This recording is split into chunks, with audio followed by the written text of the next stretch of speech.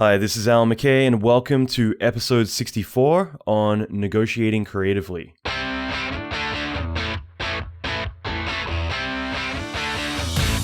Welcome to the Allan McKay podcast. Allan is an Emmy Award-winning visual effects artist and mentor to many leading industry experts. Listen in as Allan talks with other industry leaders in film, video games, and visual effects about their experience, lessons, and methodology. Allan will teach you pivotal advice to fast-track your career, better your skills, and reach your ultimate dream job. Check out the latest episodes on allanmckay.com.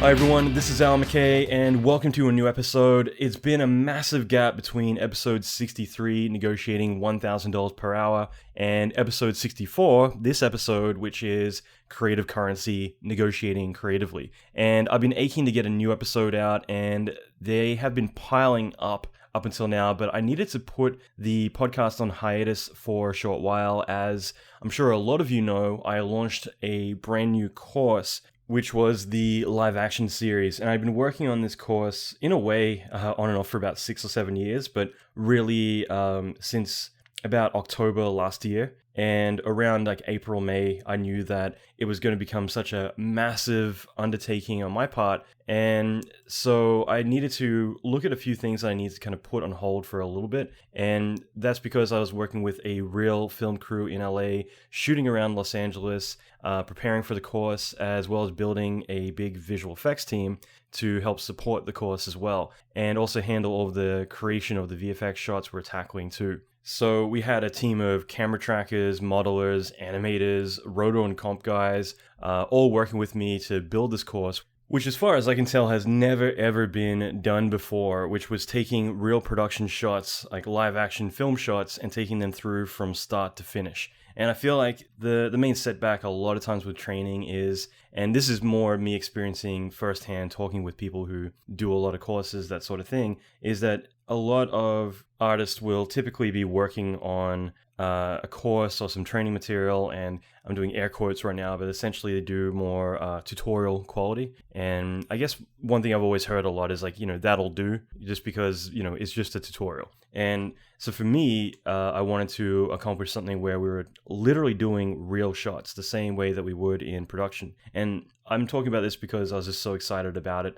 And I've always wondered whether or not it would be doable, just because typically when you're working on a feature film, there are $1 million budgets, multi-million dollar, I should say, budgets for visual effects. And you're working on a $250 million movie. And, obviously trying to go and do the same thing without that budget has always been really tricky. So I wanted to create a 1-year-long course where we would be going through sequences of shots, destroying LA, destroying a lot of iconic areas of the city, and doing a lot of really awesome water effects, destruction effects, creature effects, dynamics, destruction, asteroids, blood and guts, you name it. So it's been really cool so far. It's been so much work, and that is my excuse for not being able to put out any episodes the past couple of months. But the thing is, I knew that was going to be the case. It wasn't like it kind of like crept up on me or anything. I knew that come April, there was going to need to be a few things I would need to put on hold, especially with this course being, I'm estimating around 500 or 600 hours of content, which is big, really big. The mentorship is actually bigger, but I'm really excited about this. And bit by bit now, I'm starting to get back on track with that, which I'm really excited about. The cool thing is this time around, what I've started to do is build up a really amazing all-star team to support me in a lot of the stuff that we're doing. And this has been kind of cool just because it's allowed me to be able to tackle a lot more, to do a lot more. And my goal moving forward, on top of working in production, on top of doing the podcast and everything else, is I have the Inner Circle, which is essentially my VIP list, which a lot of the time I'm sending out content and mainly aimed at building your career as well as doing visual effects courses. There's a lot of different things. And what I want to start doing is actually sending out really valuable content for that twice a week. So just as a rough plan, like Tuesdays and Fridays, I want to be able to send out some things that are going to really help you learn to either negotiate more money or really be able to step up into the next part of your career or transition into that career, get your foot in the door. Learn to be able to manage teams or build your own studio. There's lots of different stuff coming up. It's going to be really, really awesome. On top of that, obviously a lot of lessons on Nuke, on Maya, on Houdini, on 3ds Max, on a lot of industry proven software and tools that we use day to day in production. So that's the goal. Is moving forward, I'm going to try and stay consistent with putting that stuff out every single week. And on top of the podcast, I'm also going to be doing Facebook Live events wherever I can. That's something I'm still experimenting with, but I'm really excited about doing that. So if you don't have me on Facebook, you can add me. It's just facebook.com/Allan F. McKay. So ALLANFMCKAY. And so I want to experiment with that because I want to start doing a lot of career intensives and portfolio reviews. A lot of stuff that I was doing already, I just want to start making it officially more consistent. And that's why I actually have someone now who I've hired pretty much to kick my butt and make sure this stuff gets done. So I think in a way that's really valuable because at least for me, I feel like, I want to do so much and I feel like I'm more productive when I'm doing more. So rather than it being like I'm too overwhelmed, the more I'm doing, the more things exponentially get busier and better. So for me, it's pretty much a 7 days, 15-hour days. But for me, it's just kind of go. And now having a bit of a team behind me, it's definitely been helping a lot in that department too. So there's lots of stuff coming up. This is just the tip of the iceberg, but I wanted to at least kind of give a reason as to the small hiatus. And, like I said, it was something I planned. I knew would happen. Just doing the massive undertaking of doing the live action series. For me, it's something I've wanted to do for so long, but I wanted to make sure I do it right. And therefore, it became the number one priority. And it's cool. The stuff that we're doing is just awesome. People going out, shooting their own plates. I'm putting out lessons at the moment on how to shoot and build your own HDRI, how to, go through the shooting process, what to do on set, a lot of the typical tools we'll use on set. At the same time, how to do camera tracking, how to do matte painting. And I'm actually going to be bringing on some experts in those areas as well. So rather than me talk about matte painting, I will show off some of the ways that I do things, but I also want to get like guys who worked on Avatar and Avengers and all those other big films to come in and actually talk about matte painting as pros who do it all day long, opposed to my crappy attempts at doing stuff which do the job, but I'm not, that isn't my forte, I guess. So lots coming up, and that all being said, this episode is going to be pretty cool, and it's going to be part of a series of ones I'm going to put out all around money, negotiating money, and kind of also thinking bigger than just negotiating money. So I want to talk about negotiating with equity, and also just ways to negotiate where you can learn to actually build more leverage over the other people just by giving yourself a strong point through a lot of tactics we're going to get through. By the way, if you want to get onto the Inside Circle list, all you need to go is to allanmckay.com and sign up there. And that is something, like I said, that I'm going to be making a really big focus of what I do moving forward. And I typically, and I'll just mention this as well, just because I'm personally really self-conscious about this, and that is that probably 3 times a year, I will go through launching the courses that I'm doing. So the mentorship and the live action series are the only 2 things that I'm doing outside of production and everything else. And literally the last year, I actually put most production work, I was very selective about what I've been doing, but I put most things on hold, specifically just to focus on the mentorship full time. And the reason I did that was because I really wanted to help people change their own lives, really kind of make myself accessible and available as much as I can for everyone in that. And, obviously, again, with the live action series, that's been a massive undertaking because now I'm also directing the shoots and VFX souping, but I'm also producing it all, putting together teams for doing that, as well as building all the content myself. So it's been huge, really, really huge. But at the same time, there's probably about 3 launches, which, during that time, like throughout the year. And the rest of the time, I want to be consistently putting out content all the time. So that way I feel 98% of what I put out will be all free. But there's going to be that like 1 or 2 weeks where I might raise my hand and say, look, if all of the stuff you're enjoying is great and you want to get the premium content, which is something that I've spent over a year developing full-time, and I'm going to be working with you for a year full-time, doing live webinars and all the other stuff, then, sign up for this. If you don't want to do it, that's fine. Keep enjoying the free content. That's my gift to you. And, just ignore the couple of emails that go out during that week or whatever that I mention it. So I'm always kind of like self-conscious about that, just because I don't want to be firing out emails like, hey, you want to be a part of this, and doing the whole salesy thing, which I try not to be at all. But obviously, even at the moment, I'm getting so many emails because the mentorship's coming up. I'm getting so many emails from people like, hey, is it time yet? Because I missed out last time. So that's the only reason why, if I am ever mentioning like, this is your last chance, it's because the amount of email I get the very next day saying, hey, I didn't check my email over the weekend, and I wanted to sign up. And it's like, sorry, you missed it. Like the doors closed at this time, and I told everyone that ahead of time. So it still baffles me how many people pile in at the last minute, and then they have to wait on the waiting list with everyone else till the next time we launch a year later. So anyway, all that being said, I don't know, it's just been such a nutty year so far, and it's been kind of cool with the podcast. Like, there's been a lot of people, I guess, missing it, which has been cool, because I've had, at least in like LA, which, everyone's in visual effects. I'd hate to see what Vancouver's like, but, I've had plenty of people kind of coming up to me at the bars or wherever, and just being like, hey, podcast is awesome, dude. Like, when's the next episode coming out? And it's kind of been really inspiring for me to kind of hear that a lot, just because it's like, yeah, I need to get these out. And I've been recording a lot of really cool episodes. I just wanted to make sure that I didn't greenlight it again until it was ready to rock and roll. I didn't want to start throwing up episodes before I had everything in place to be able to consistently start knocking these out again. So that all being said, the main thing I want to kind of cover right now, which I think is such a critical thing, and I actually want to do this kind of on and off over a few episodes, and that will be going back to the subject of negotiation,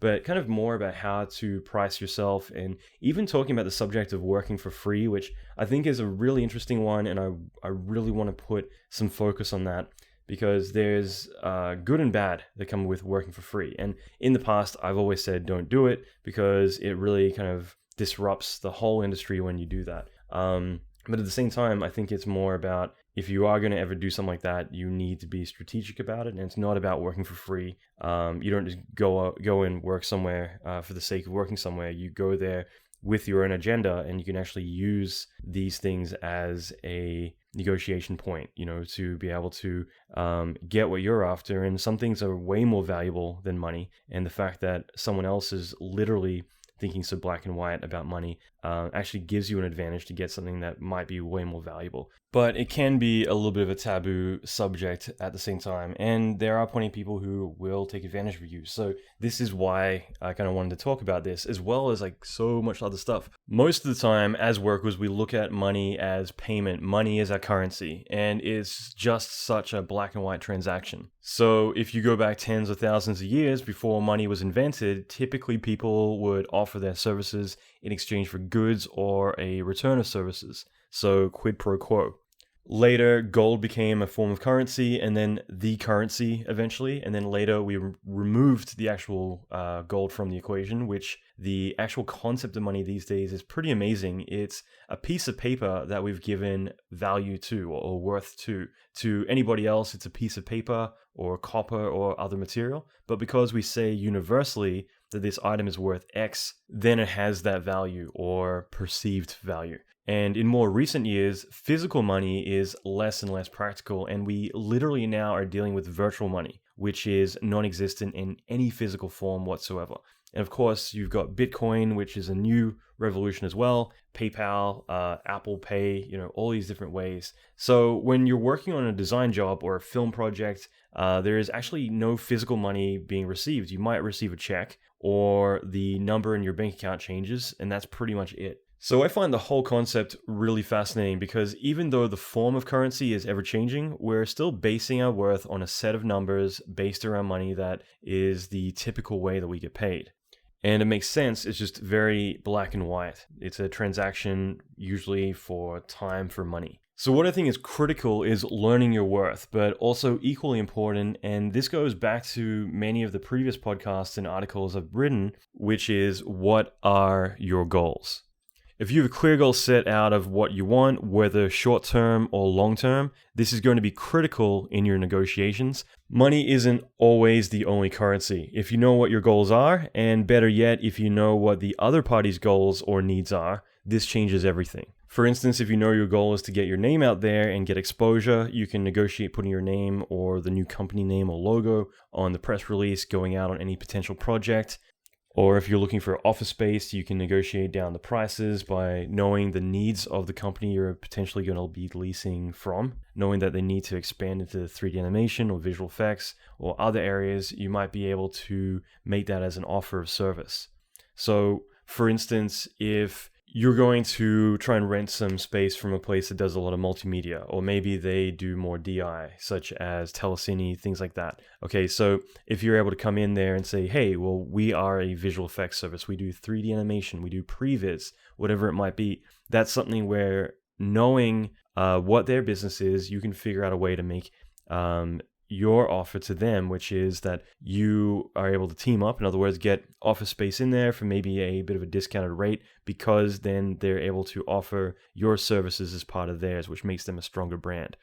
Same way, let's say that they're a motion capture place. Maybe you can offer body scanning. And that's what one of my friends did, which actually just recently sold to a massive virtual reality company, one of the top 3. And that is that he rented some space in the back of a motion capture studio, and because he was able to offer a service that complements theirs, suddenly they were able to expand their business and be able to do more, become like a 360 service. So figuring out like what their maybe missing link is and being able to then be suggestive in ways that you can team up where it is going to benefit them, it's going to make them better. That in return, not only is going to give you more business, but it's also going to be a good negotiating point to allow you to get what you want, which might be cheaper rent and that sort of thing. So what it's all about is positioning yourself correctly so you can sell the concept of whatever they want so you can get what you want.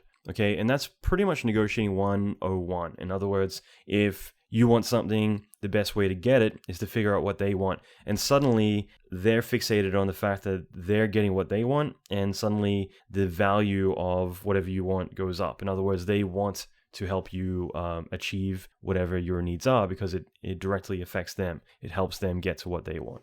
Okay, so this comes down with applying for work and that sort of thing. The more that you can figure out ways to work better, and rather than just being this very black and white transaction of money, you can really kind of make it more beneficial to you. So later in my career, I've grown a pretty vast network of people, and I find it really fascinating. Some of the more successful friends of mine who are making 7 or 8 figures, that sort of payment bracket per year, their mindsets of how they value their time is so drastically different to how you or I might kind of manage our time, where we might end up haggling over whether we're going to get like $52 an hour or $56 an hour, or whether snacks in the studio kitchen are going to be paid for or not.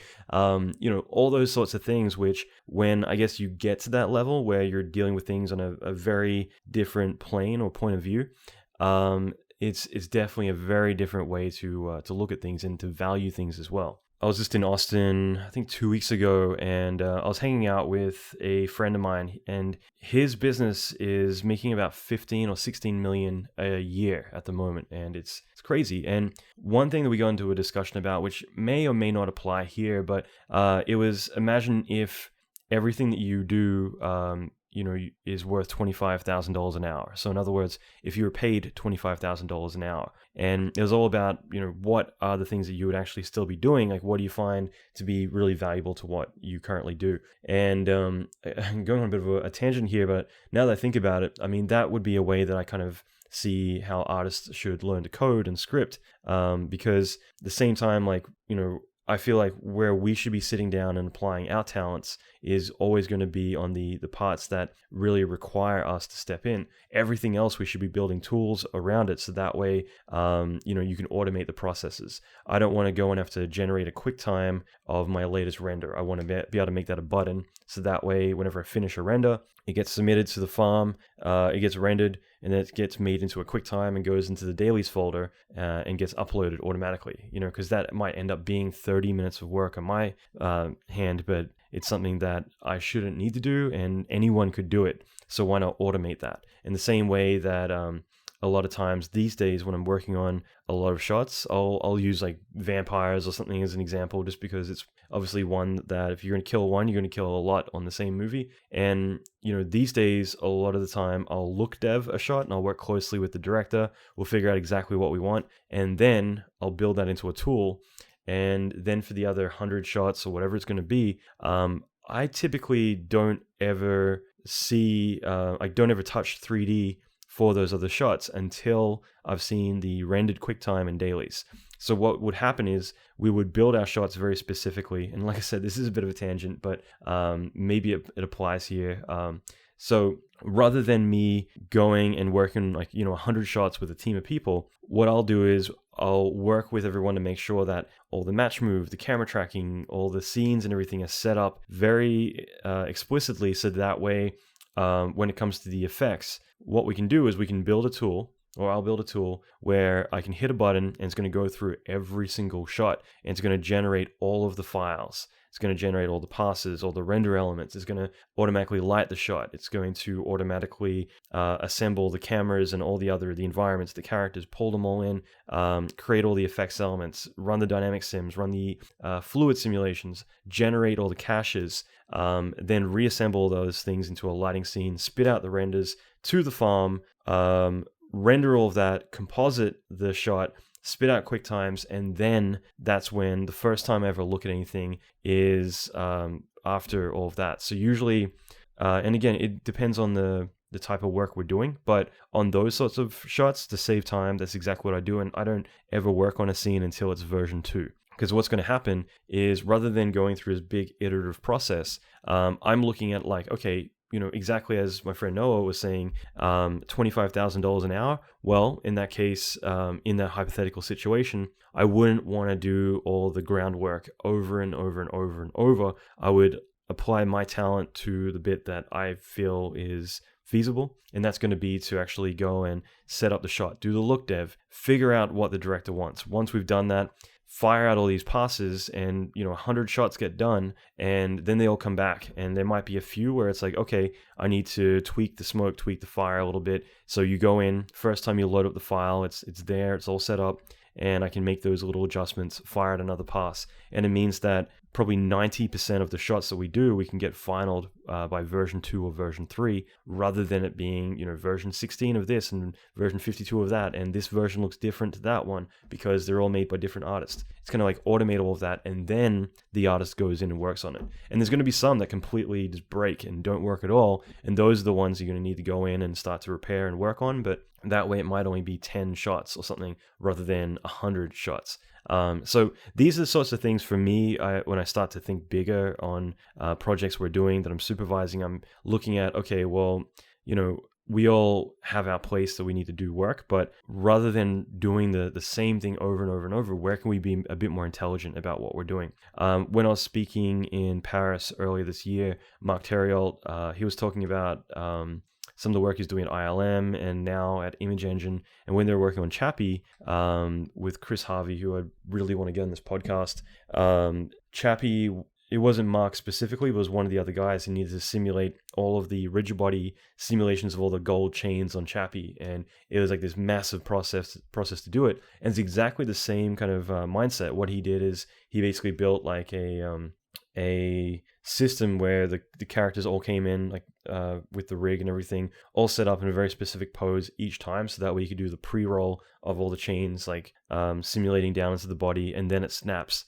over 20 frames or whatever into the first frame of the shot. So by having that pre-roll is really critical to get things going, and that way they could do exactly what I was just describing, where they could knock out all these shots and then go back and see the play blast, tweak things a little bit, and it wasn't like they need to manually go and do 500 shots or whatever. They could automate it all and then babysit a few things, and most of the shots would come out fine. So again, kind of seeing that process, that kind of, for me, is one way where I can translate what my buddy was saying about, if you put a value because like, again, time is our biggest commodity. If you put a value on everything you do, where can you cut corners? Where can you really put time in? And this is something like, this is a whole other talk on productivity. And again, this is something I will be talking a lot more later about. But like I said, time is our most valuable commodity. And a lot of you might say, well, I work in design, or I work in, an area that can't be automated, or I'm an artist, I don't get to make those decisions. And the thing is, it's more about seeing where you're wasting time or where you could be putting more time in. So for instance, the meetings that you're getting called into every single day, maybe there's a way to say, hey, you know what, can I skip out on these, or can I just come in when my stuff gets called out because I want to keep working? And, as long as you give valid reasons and you're able to then show how much of an impact it's made on your work, that can, really change things. I remember on Blade, again, going back to vampires, but on Blade, that was a big thing where switching from dailies to basically the VFX soup would just be sitting in the theater room and just constantly calling people to come in for 2 minutes, get feedback, and then go out, iterate, come back a few hours later, get more feedback, go back out again. That sort of workflow worked way better than all of us sitting there wasting time, costing literally hundreds of thousands of dollars for a team of 30 or 40 people to be wasting, time each week sitting there when you could be knocking stuff out during that time. So that sort of thing can be really, really valuable. It's putting a value on your time and then figuring out, what you need to do and what you don't need to do. And so I know this doesn't pertain specifically to negotiating, but it does in terms of trying to be faster and more putting value on your worth as well, and also how you can work faster, and in return that is going to make you more valuable. The fact that you are able to work in this kind of mindset. So I will say that like being a technical director is very valuable to any studio. If you're an artist who can also script or code, even on the more basic level, it makes you really flexible in terms of you can automate things, you can get a lot done, you can help assist the rest of the team. And in general, it just kind of makes you a very irreplaceable part of the team. So if you're ever looking to make yourself a really critical part of the team, if you ever really want to make sure that you're the last to let go, then I do suggest to be a technical director in some regard. It doesn't mean you need to be a full-blown crazy math head. It just means that you need to, and I said math head, not meth head, but it just means that it's valuable to learn this sort of stuff. Whether you're a compositor, an animator, I know some really amazing character animators who dabbled with expressions and scripting, and that kind of just put them on a whole new playing field. So those are the sorts of skills that are really valuable to learn. And in return, you can put more value on what you're doing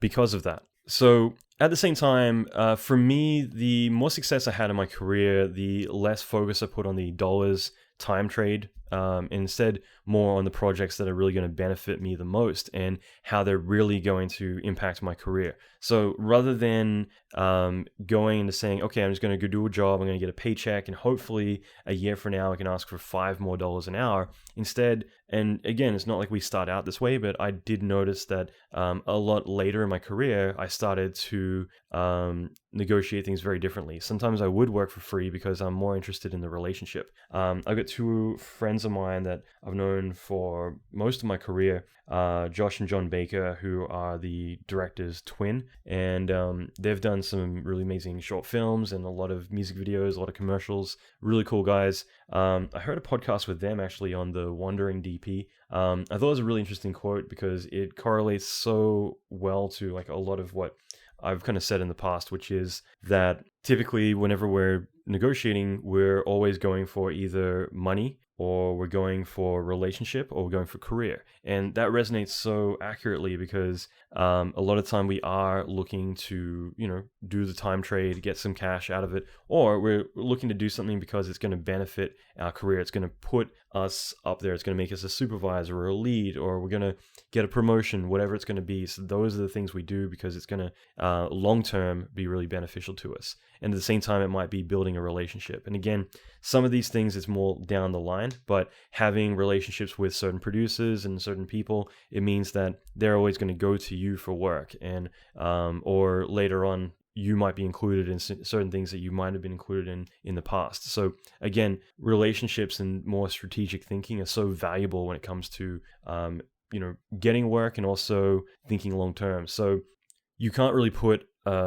money value on a lot of that stuff, and that's why it is down the line you kind of do start to switch gears and think about that stuff. But for me, having a relationship with some big directors that know who I am, and I'm the first person they call, that to me is way more valuable than getting $5,000 or $10,000 for a job, because I know long term that's going to give me opportunities that I never would have had otherwise. So there's plenty of jobs that I would have done for free just because I know if we land the project, I'm going to be able to negotiate a better deal for myself as well. So it's easy to do this when the project's still vapor. In other words, when there's a potential project coming up and you start negotiating things, even though it isn't landed, maybe you're helping out on a pitch, things like that, it gives you a position where you can actually come in as an equal rather than coming in as an employee. It's like, hey, okay, I'll do this thing for free initially, but in return, when we do get the job, I want to be a supervisor and I want to be a lead, or whatever you want to negotiate out of that. Okay, I want to get an hourly rate and double time, even though you don't typically do that, but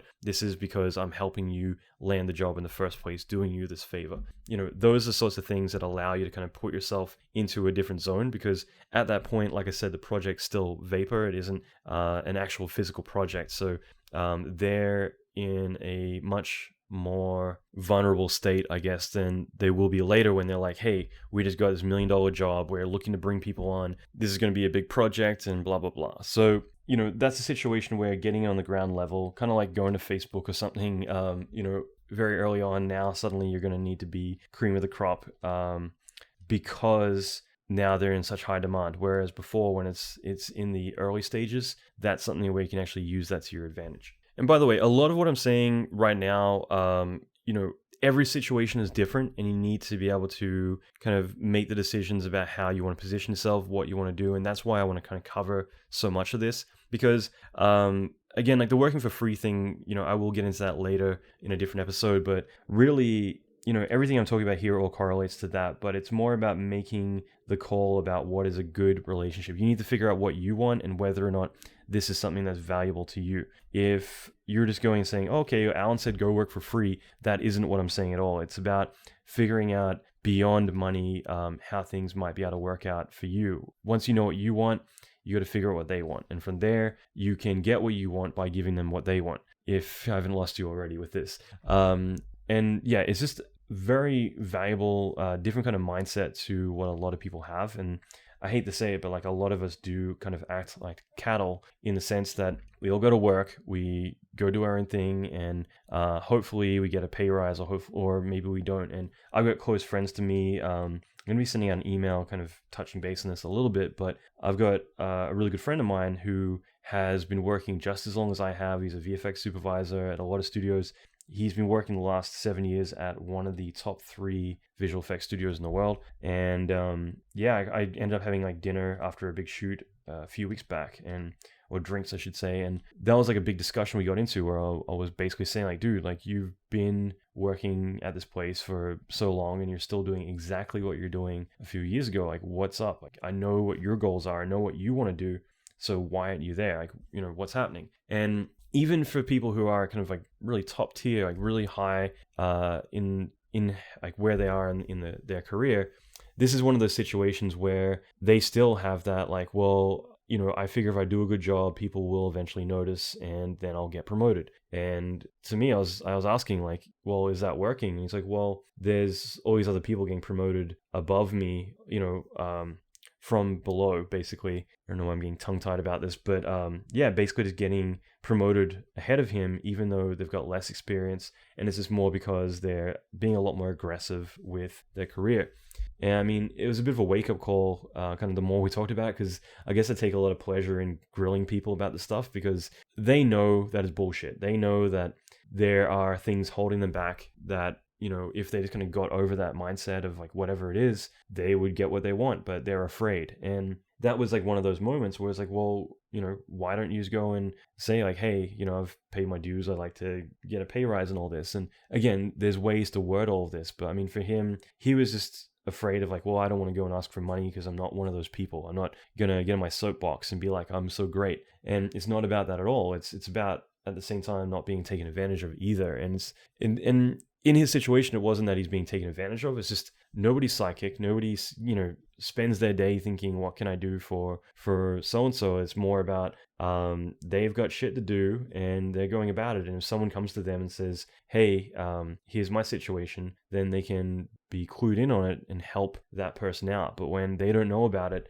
they're not going to be thinking about the 100, or in this case, I think it's like 300 or 400 people that are actively around them and what their problems are day to day. And that was just it. Like once HR got back from their vacation, I just found out about this the other day, but he basically he went in and said that he wants to get more responsibility. He's been there for a long time. He loves it there. And this is something I've kind of communicated a lot, is to, rather than giving ultimatums and all that sort of thing, is to in other ways, give him a hug, go in and actually do the opposite. Say like, hey, I love it here. I want to stick around. I want to grow and build a bigger relationship with you guys. And that always works because it's benefiting them. They're not going to lose staff that way. And so naturally, you got a promotion, you got staff, you got more money, everything going to work out really great. And now he's just at a point where he's like, okay, I'm just going to decide whether or not I want to take it. And that's the thing. It's like, these are the sorts of things that are really valuable, is figuring out what's important to you and what's stopping you from actually going about doing that. And at the same time, figuring out what they want too. And in this case, like, you don't want to lose someone who's really valuable to them. And I'm sure they would have been happy to give him everything he needed if he was able to communicate that, rather than thinking he's going to rock the boat by going and doing that. Another really valuable exercise, this is just on a tangent, but that I just kind of found out the other day, was another one of my friends kind of put me on the spot with telling me to email some software companies, like services that I use all the time. And he kind of gave me a little email script and said, like, say this to them, which is exactly what I just said a second ago about employers, is emailing these software companies and saying like, hey, I've been using your software or your service or whatever for this many years. And I really love everything you guys do. What kind of offer can you make me to make me stay, to ensure that I'll be staying for another 2 or 3 years?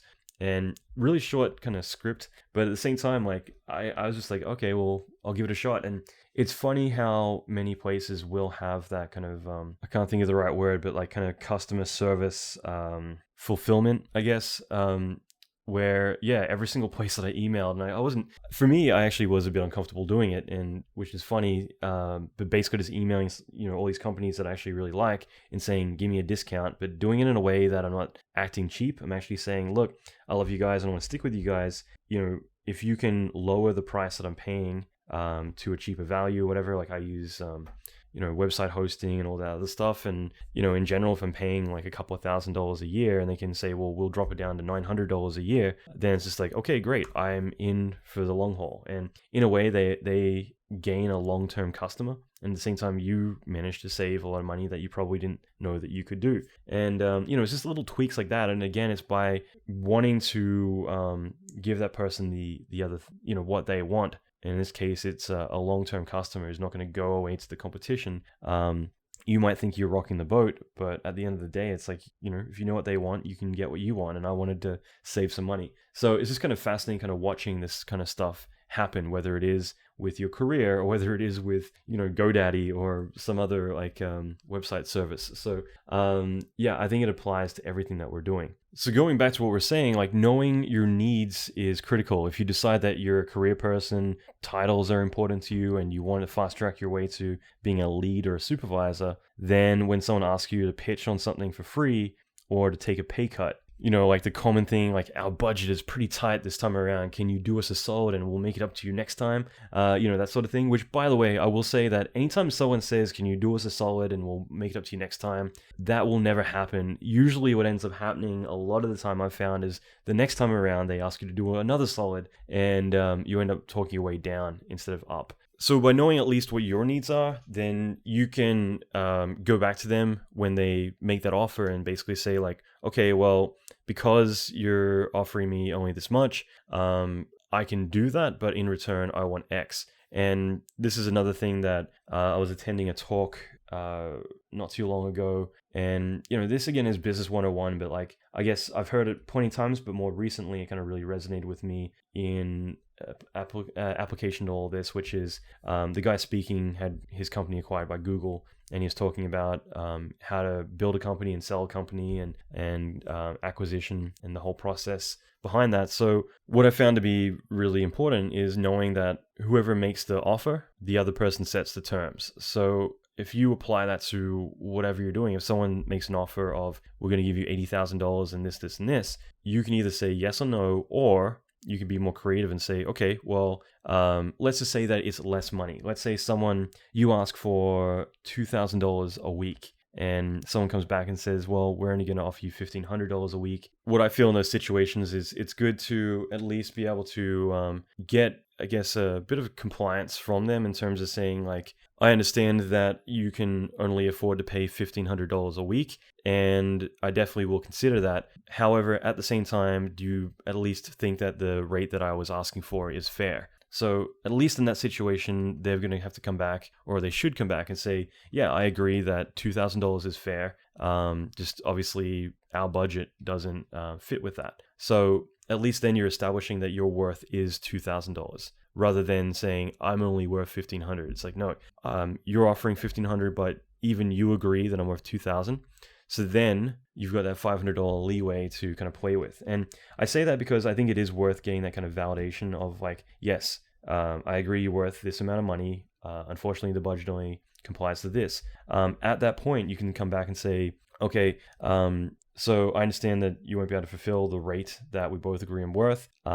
Would you be comfortable with me potentially just working 4 days a week to compensate for the mismatch in the rate?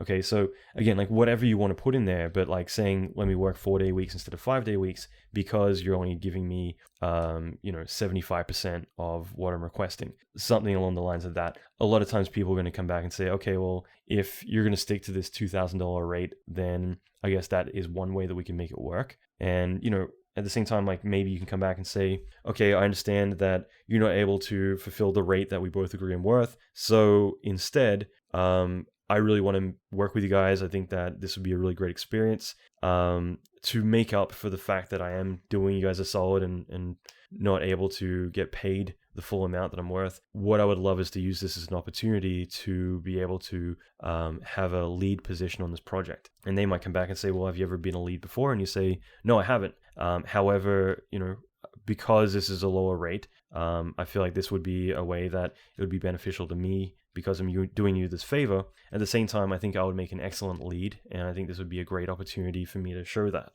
Again, because you're putting them in that position where they're getting what they want, all they need to do is agree to the term that you put out there. It gives them a situation where it's easier for them to say, okay, done, rather than it being like, well, maybe next time, blah, blah, because again, they're already putting you in that situation. So that to me, I think is a very powerful way to kind of get what you want by essentially creating a situation where they are really like, even they agree to, yeah, we are not giving you what you're worth. And therefore there is now like a very present situation which they want to resolve.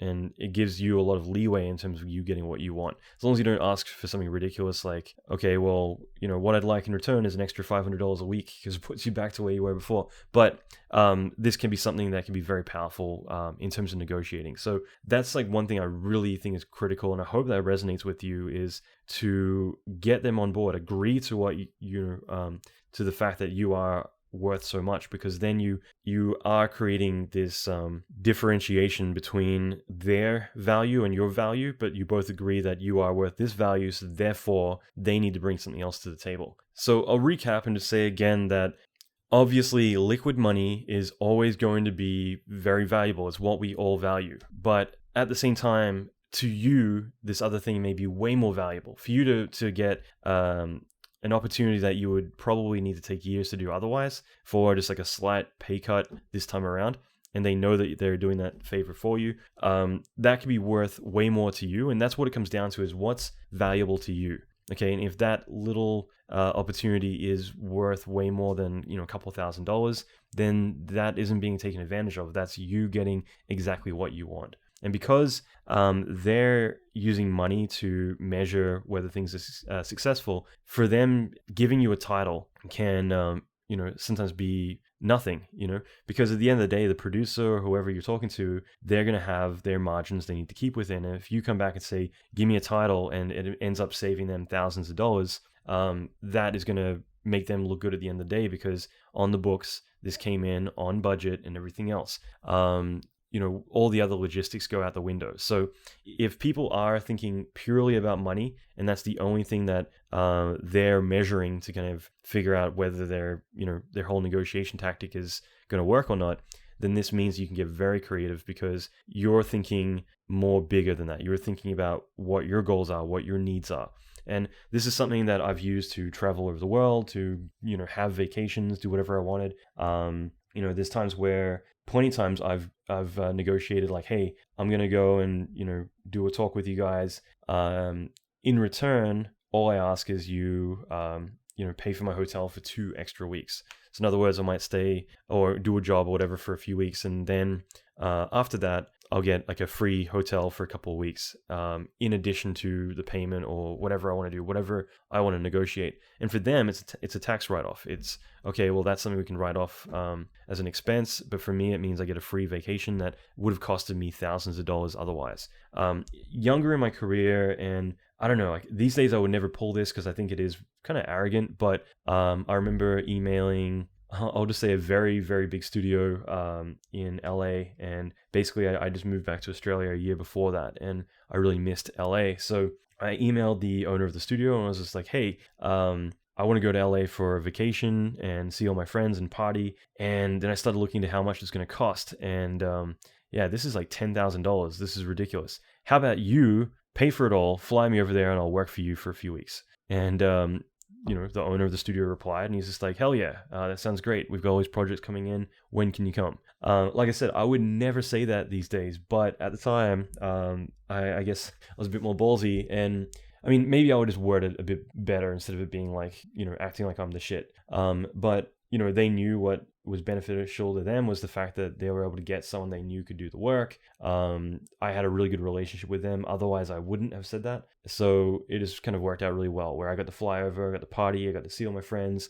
make money at the same time. And, all the expenses were covered. So it kind of worked out really well. So again, knowing what they want, knowing what I want, I'm able to make that work for me. So recently I was on a flight somewhere, and I saw this older guy in a business suit, and he's like leaning over playing on his iPhone, playing this video game. And I couldn't quite see what he was playing, but I was just kind of curious, and I started looking, and I realized I knew exactly what the game was. I think it's called Catapult King. And, I could see just from the gestures he was doing, he was like moving his hand back and then letting it go, very much like Angry Birds. But I could see there's like a castle on his screen, and it got my interest because I had been approached by the developers of that game, I don't know, probably a year ago now.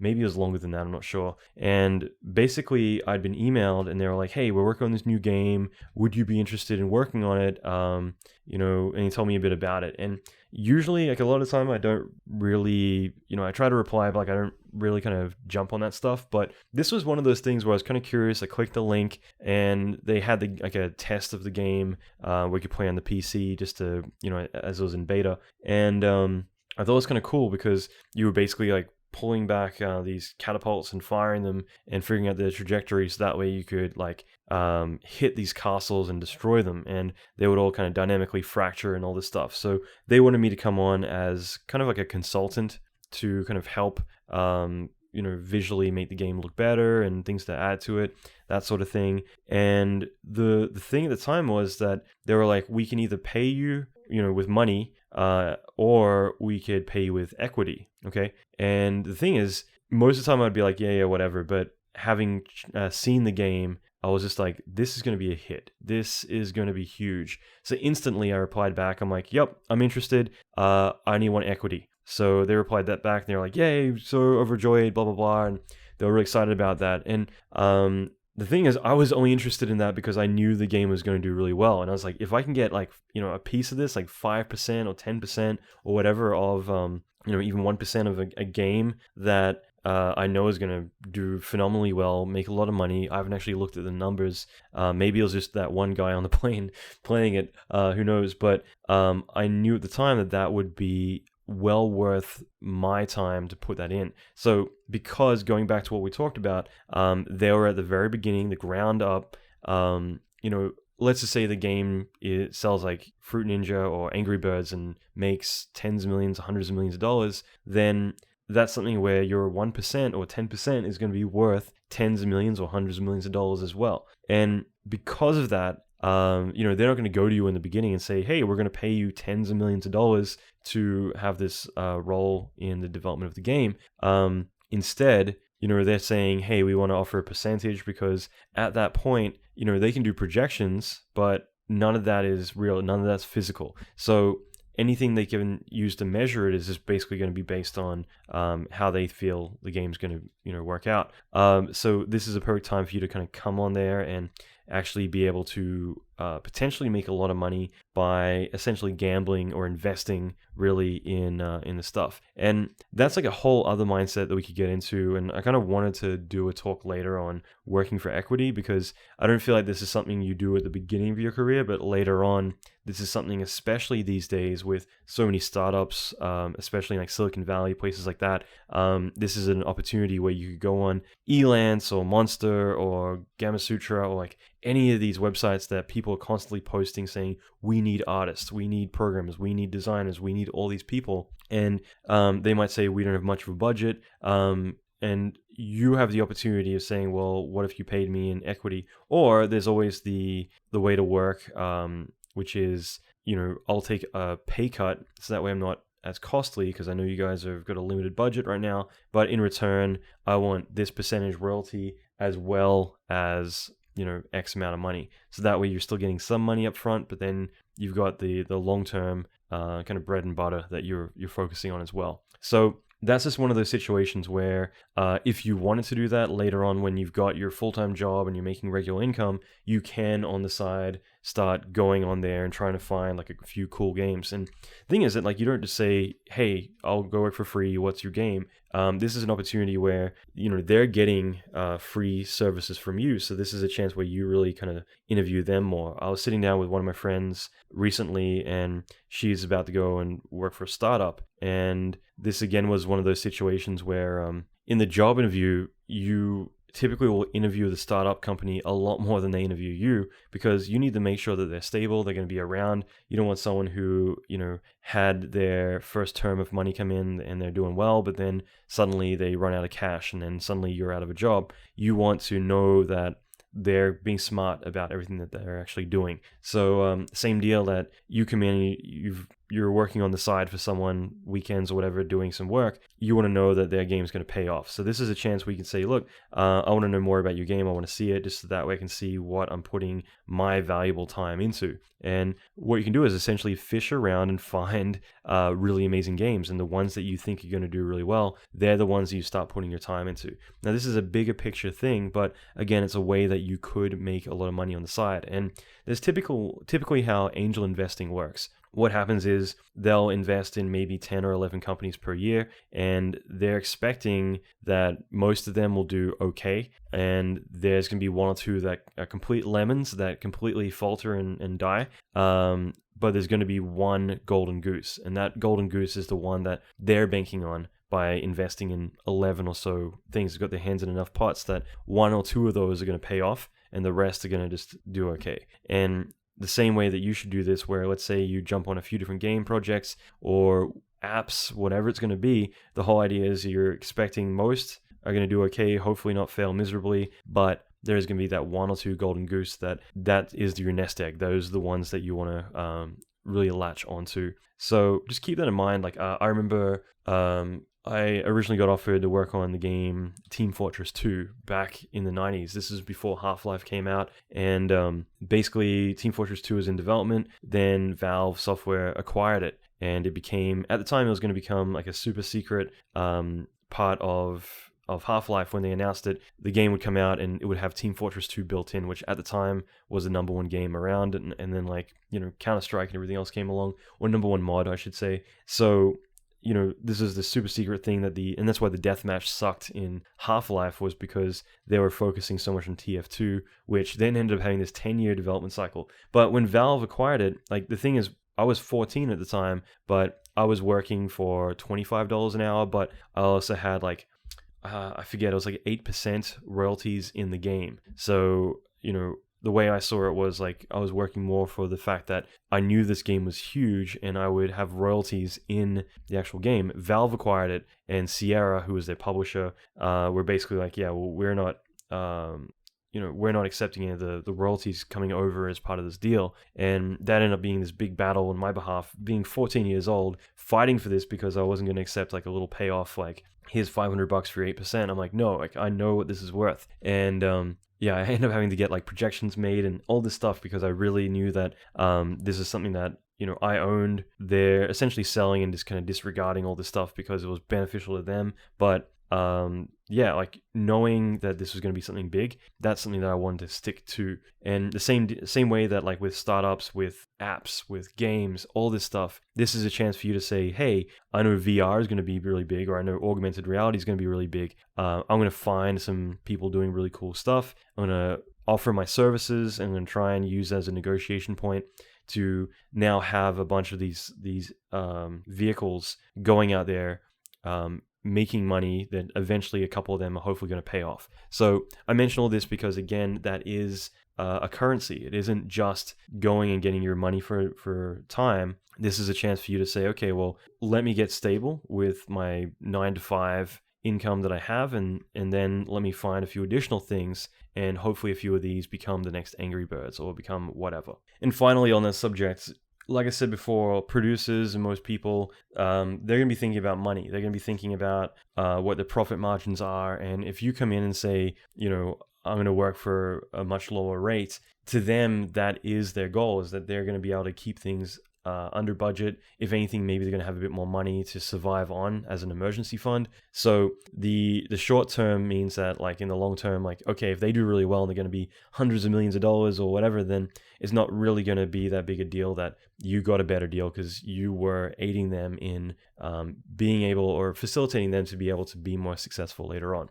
So again, it's about finding what they want. And when people, all they think about is the money aspect, then that's the short-sightedness most of the time that allows you to be able to get what you want in the long term. And other times, like, it isn't short-sightedness. Like I just said with startups, this is a chance for them to have longevity. So the more people who take pay cuts, the more chance they have of sustaining or having sustainability. In other words, they're able to keep afloat without going broke. So, in return, that's worth 10 times more in the long run to them. So I'm really hoping that, like, a lot of this at least kind of sparks some interest in you and maybe gets you kind of thinking a bit more creatively about how you can get what you want. I mean, I think the most critical thing that you can have is to figure out what you want in the first place. And I've talked about that a lot, where I think a lot of people struggle to figure out, like, what their goals really are.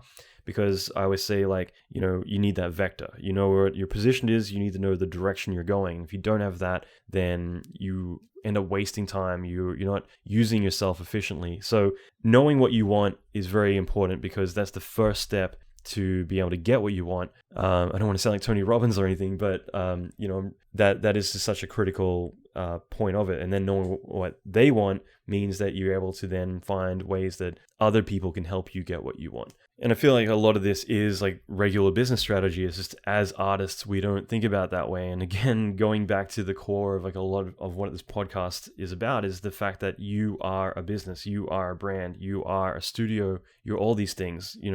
If you're a designer working at a place doing conceptual work or doing matte paintings, or if you're an animator, whatever it is, you may be working for someone else, but you still are a business. You're supplying a service to them. You got to think bigger about how to promote yourself, how to move up in the world, whether that company is right for you. I had a really good friend of mine, he'd been at Pixar for forever, and it got to the point where after the Disney acquisition, he just felt like he wasn't able to really move any further in his career at Pixar. And that's why he ended up becoming a director at one of the other big animation studios and kind of moving up that way. And that's the thing, is you kind of figure out whether the people or the places that you're aligned with are going to be best for you, or maybe they're even going to be negative for you. And that's like a whole other discussion about like friendships, things like that. There are going to be times where you've got people in your life that you value greatly and care about, but you notice that they are a very negative influence on you. And,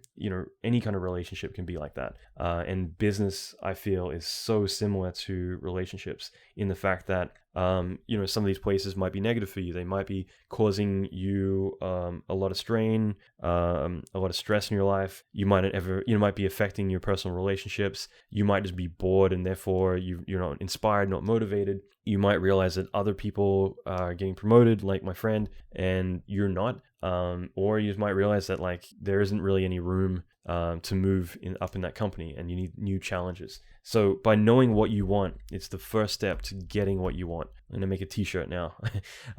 But I really think that, to me, that is the most critical thing that you can have. And then from there, it's just about going out and finding and aligning yourself with the people or the companies or the opportunities that are going to get you what you want. And this is where being creative with negotiations and everything is so critical. And that's the thing, is that like by getting people what they want or knowing what they want, you're able to really create the opportunities there. So don't ever think or be afraid that what you're going to say is going to, make you lose the job or anything. I mean, if you're asking for ridiculous things, it's one thing, but if you pitch it in a way where, like I said, if they make the offer, you make the terms. So someone says, okay, well, we're going to offer you 2 weeks vacation, $100,000 a year, this, and this. And actually, this is a great example. I've seen a few people do, which has been really successful. So let's say that you ask for $100,000 a year and they come back and say, well, we can only offer you $80,000 a year. In a situation like that, you can say, okay, well, look, I'll tell you what, because I haven't worked with you before, what if I accept the $80,000 a year, but every 3 months I have a evaluation, and from there, if you think I'm doing well, then I have the opportunity to get closer to my financial goal. So what if I have an evaluation every 3 months rather than every year? Just because I feel like once you see the work that I'm doing, you'll realize my worth. And I've seen so many people do this, and one of my students managed to get 4 pay rises in 1 year doing this exact thing. I think I mentioned on one of my earlier podcasts, and because I was curious, because he emailed me, he's like, dude, I've gotten 4 pay rises this year at this new company, and it's all because of your podcast. And I was like, can you tell me how you did that? Because I don't even know how you did that. And then it's basically all came down to that little bit of tidbit of information there, where it was organizing constant reevaluations, because every single time he was able, they're not going to say to him, okay, well, you're doing great, so we're going to give you another pay rise. Is basically he'd come back and say, look, I did this, and this, and this. In the past 3 months since my last review, I've managed to get this much done. I'm ahead on all these other things. Do you not agree that I'm worth this, and that I'm doing better than anyone else on my team? So each time, as long as he's showing the results, he's able to drastically get those pay rises. Whereas, if you were to do it once a year, there's only so much you can grow. Another one that one of my students has done was just basically negotiating, and this is all from the mentorship, but negotiating having lunch once a month with the CEO. Like, he didn't get what he wanted in his in his salary negotiation. So he said, okay, well, all I want is to have lunch once a month. And for them, it's just like, all right, that's not a big deal. And for him, it meant that he's now got the ear of the most important person in the company. And because of that, he gets involved in everything that's going on. He knows what's going on. He's able to communicate his needs to the person who can make it happen, and build that personal relationship, which otherwise he would never have access to. So again, be as creative as you can. Now, I'm going to challenge you here to email me what you think are some ways that you can negotiate creatively to get what you want. So if you have a goal, what are you going to do to be able to get it? Like, what are some things like having lunch with the CEO, or getting evaluations every quarter? Whatever it's going to be, what are some of the ways that you think that you can push yourself to get creative? So if you want to shoot me an email at amckay@allanmckay.com, I'd love to hear from you. Otherwise, leave a comment in the show notes. The link to the show notes, by the way, is just www.allanmckay.com. So ALLANM for Mary, CKAY allanmckay.com. So allanmckay.com/64 for episode 64. So 64. So I'm going to leave it there. Just as a heads up, this is the first episode of many. I'm going to be consistently putting these out every single week. This is going to be really cool. I have a brand new website coming. There's so much stuff coming. I'm really excited at the moment just because, like I said, I feel it's like momentum. The more busy I get, the more I get shit done. Okay, and in this case, suddenly all these things have been on the back burner. They've been slowly moving ahead. Now suddenly they're all coming together, and it's just because I'm getting busy. I'm pushing myself. I'm doing movie projects. I'm doing the mentorship. I'm doing film shoots. I'm managing a team of people, doing the podcast, Facebook Live, doing the content every single week. So if you're not part of the inner circle, I'll leave a link in the show notes, but just go to allanmckay.com and there will be a sign up link somewhere on the page to get in. And basically, I'm going to be sending out PDFs, files, email scripts on how I negotiate, actual scripts that I will use to manage my business, as well as a lot of really amazing video tutorials and training, stuff that's exclusive to the list. Most of this is not available anywhere else online. It's strictly something that I want to control, and I want to give to those who've shown their initiative and signed up to get more high value content. So this is something that I want to be able to send out twice a week. And, you know, if there's something you don't like, delete the email. Who cares? But this is something I'll be regularly sending out quite a lot. So get ready for that. And next episode will be coming up shortly. I have some really cool episodes coming up, interviews with some really amazing artists, as well as lots of really great career advice and some really big surprises as well. So I'll leave it there. Again, check the show notes, allanmckay.com/64, and sign up for the inner circle. I will see you next week. Rock on.